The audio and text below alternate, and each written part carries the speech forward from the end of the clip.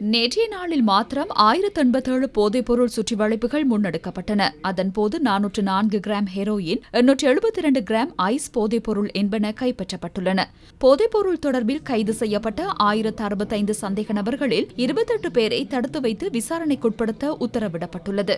34 பேர் புனர்வாழ்வுக்கு உட்படுத்தப்பட்டுள்ளனர். இந்நிலையில் போலீசார் முன்னெடுத்த விசேட சோதனை நடவடிக்கையின் போது 31,557 பேர் சோதனைக்குட்படுத்தப்பட்டுள்ளனர். சந்தேகத்துக்கிடமான 692 பேர் கைது செய்யப்பட்டுள்ளனர். குற்றச் செயல்களுடன் நேரடியாக தொடர்புடைய 17 பேர் அவர்களில் உள்ளடங்குகின்றனர். பிடியாணை பிறப்பிக்கப்பட்டுள்ள 311 பேரும், பகிரங்க பிடியாணை பிறப்பிக்கப்பட்டுள்ள 156 பேரும் அவர்களில் உள்ளடங்குவதாக போலீசார் தெரிவித்தனர்.